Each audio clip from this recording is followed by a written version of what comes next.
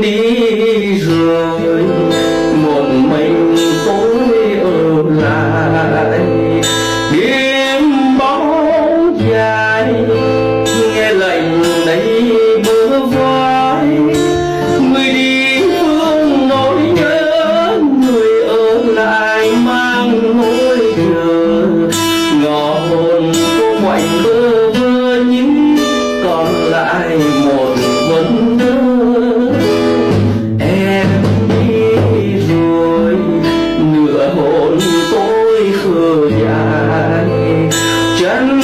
chớ hoài những kỷ niệm ngày xưa